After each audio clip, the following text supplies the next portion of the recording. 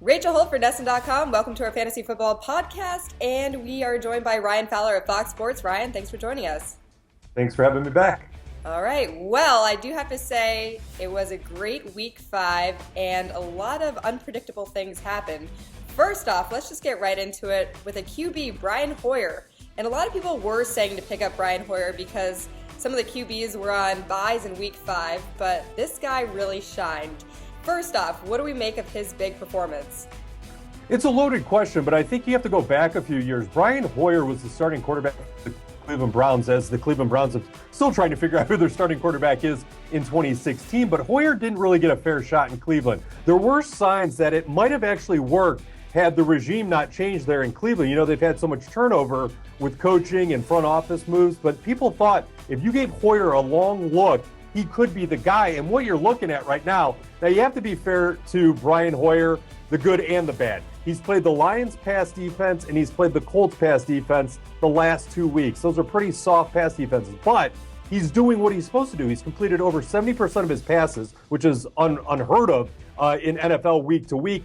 And you look ahead at the rest of his schedule, Brian Hoyer, they're not going back to Jay Cutler anytime soon. Now, if Brian Hoyer throws for 150 yards and 5 interceptions, maybe he does his best Eli Manning impersonation, maybe they go away from him and they give Jay Cutler another chance. But he's got Jacksonville on the schedule next. And then you look at the playoff schedule of the Chicago Bears. If Hoyer can hold on, the Chicago Bears playoff schedule for fantasy owners, that's weeks 13, 14, 15, 16, it's lining up to be really favorable for Brian Hoyer. And when you know you're dealing with bye weeks, some people are not really happy with their QB1s.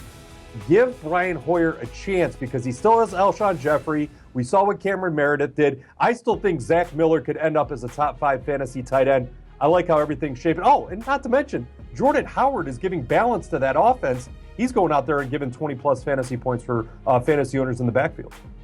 I know that I started Brian Hoyer in one of my leagues, and he did not disappoint. I know you did as well. So good pickup. He's better than some of the starting quarterbacks out there.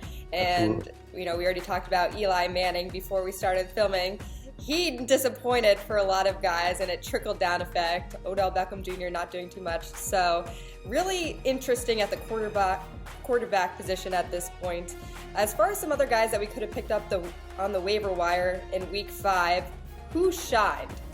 Well, let's go back to Cameron Meredith real quick. You know, I kind of mentioned this. I do a recap video at Fox every Sunday night, and I looked at Cameron Meredith because he's not really a household name yet. We know Alshon Jeffrey's out there. He's getting double coverage. Zach Miller, I mentioned him. He's going to get plenty of targets, and then Jordan Howard. But Meredith is kind of stepping up for Kevin White. Kevin White was placed on injured reserve, and Meredith got 12 targets. It's really hard to ignore a wide receiver when you're looking at the waiver wire who's getting 12 targets and saying, nah. Now, the one point against Cameron Meredith, he's got 2 lost fumbles on the season, 3 fumbles total. So he's coughing it up, and it actually cost the Bears 3 points as he fumbled in his own part of the field, and that led to a field goal by Vinatieri, who scored 25-plus fantasy points. That's ridiculous. But I really like Cameron Meredith. And then another guy that kind of got bounced around, I really think Bilal Powell is going to see, Bilal Powell back during fantasy draft season, a lot of people thought it was going to be a 50-50 split between Matt Forte and Bilal Powell, the New York Jets, because the PPR value of Powell at the end of last year was so great. Then Forte comes out in weeks 1 and 2 and scores 25 fantasy points per game the first 2 weeks.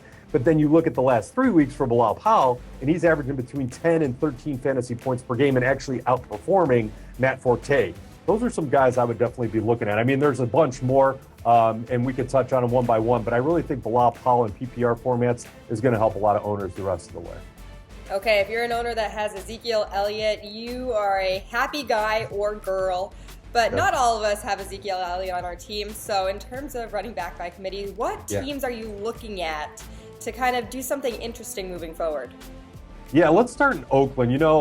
It's so frustrating. I actually feel bad for Latavius Murray. You hear all these guys where it's like, don't feel bad for professional athletes. Latavius Murray rushed for over 1,000 yards last year for the Raiders. And then they draft DeAndre Washington. They have Jalen Richard. They have Jamize Olawale. It's like 4 people in the backfield. And Latavius Murray, he had a strong finish to last year, so I don't understand why he really didn't get the full RB1 tag going in, and now he's dealing with turf toe, so he could become Wally pipped and kind of getting knocked out of favor. And you look at the breakdown, it's going to be a running back by committee there. But in PPR leagues, you got to look at Jalen Richard. And, you know, Washington caught some balls too, but Jalen Richard has had 2 out of 5 games where he's actually put up some points. And if Latavius Murray's out for a long, extended period of time with the turf toe, I like Richard a little bit more after this last game. I think they're using him in creative ways. And you know the Raiders, based on how many points their defense is allowing, is going to have to get the running backs involved in the passing game because Amari Cooper and Michael Crabtree can only do so much. In Cincinnati, this is where the headache really lies. You know, Jeremy Hill was a popular pick. Gio Bernard has been a popular pick because of how they've used him in the passing game and obviously in PPR settings. The next 3 weeks, the Bengals face the Patriots, the Browns, and the Redskins. And, you know, we know what the Patriots are going to do on offense. They're going to put up points, right? I don't care who they're facing right now. Tom Brady is not a happy camper. He's going to go out there and he's going to try and light the world on fire. So I really think the shakeout is this. Gio Bernard starts against the Patriots, and then you look at Jeremy Hill's matchups against the Browns and Washington. The Redskins allow more than 5 yards per carry. I mean, that's awful. So if Jeremy Hill's going to break out, it's going to be against the Browns and the Redskins. So there's not so much losing hope. You just have to be the smart matchup play. It's kind of like Brian Hoyer. He played the Lions, he played the Colts. Bad defenses, put the matchup in there, and it works out. Now, it's not guaranteed to work 60% of the time, all the time, but I really do like Jeremy Hill against those bad rush defenses in a couple weeks. Those are a couple to keep an eye on. And then one other quick name in PPR settings, Bobby Rainey, with no Shane Vereen there with the New York Giants. I think Bobby Rainey is going to be busy the rest of the way. As far as injuries go, we've been pretty lucky the last few weeks with some of the big names not really going down. Right. But it is another week where we have 2 teams sitting out, the Vikings and the Bucks. Last week we had to make a lot of changes because there was 4 teams out. This week, what are some roles that we're going to have to fill with those 2 teams not playing? Well, let's kind of take a spin around. The Vikings, their pass offense, I mean, you're losing Kyle Rudolph. He didn't really have a great week 5, but it didn't really matter. Sam Bradford found Adam Thielen, who I would not get crazy about after the 1 week surge. No Stephon Diggs, Jerick McKinnon, Matty Ziada. They're kind of that running back by committee that we've mentioned. Nobody's really taking the reins and saying, this is my backfield. But with Tampa Bay, I mean, you're losing Mike Evans. You're losing Jameis Winston. I think when you look at somebody that could replace Mike Evans, a guy that I'm going to talk about in a video for Fox here later today is Jeremy Curley. You know, the 49ers, they're not the sexiest team. Carlos Hyde's had a nice season, but Jeremy Curley putting up some numbers the last 2 weeks, and 2 weeks is a trend in fantasy football. And knowing that the 49ers are going to be playing from behind most likely, I think Jeremy Curley is a guy to take a look at. And then the other guy that's going to be probably, I'm going to guess, the most popular pickup is Sammy Coates of the Pittsburgh Steelers. We have to be honest with ourselves. It's Le'Veon Bell, it's Antonio Brown, but Sammy Coates has really emerged over the last few weeks, like Curley, as somebody Roethlisberger trusts. Now, in week 5, he had that one big catch for 72 yards that led to 6 points, so that was a big chunk of his work, but he's done it consistently. And a lot of people wanted to say it was going to be Marcus Wheaton. A lot of people wanted to say it was going to be Eli Rogers there for a little bit. And then all of a sudden, Sammy Coates kind of emerges as the Martavis Bryant that we wish we had, but Bryant is suspended for all of 2016. So looking at a replacement for Evans, I think that makes sense. And then obviously, I'm just going to go back to Brian Hoyer to replace Jameis Winston. I think Hoyer has earned the obvious chance to go against Jacksonville. Jacksonville's defense has improved, but they have allowed 8 passing touchdowns.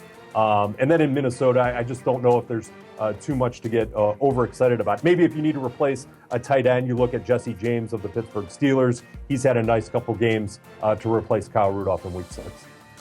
In terms of survivor leagues, I'm already out in mine, so this question hurts more than usual because it just reminds me of the bad decisions I made. But who'd you lose? Who was your loss? Cardinals, week 4.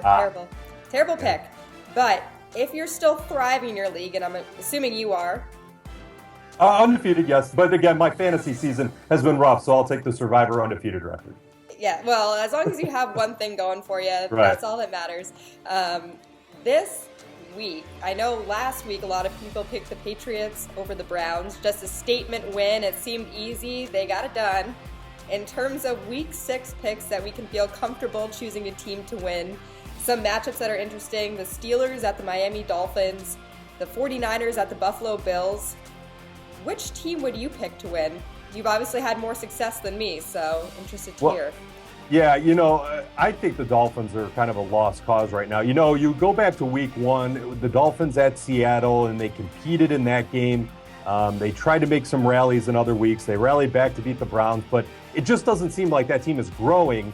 And then you look at the Steelers, which is running on all cylinders, beating teams by 10-plus points. I know it's a road game. It's tough in Survivor to want to take the road team, but I just don't see the Dolphins making a step forward against the Steelers of all teams. You know, the Eagles out of nowhere really shut down the Steelers a couple weeks ago, and that kind of took people back. But, I mean, now that they have Levy and Bell with Brown and Coates is playing well and Jesse James got involved in week 5, and their defense can be picked apart, but Ryan Tannehill and Jarvis Landry, they don't seem to be connecting as often as they have in years past. There's no running game. I really like the Steelers as a Survivor pick of the week. Okay, I like it too. In terms of any final advice, you've given us some good stuff, some good names to look out for on the waiver wire. Any final advice for people going into week 6?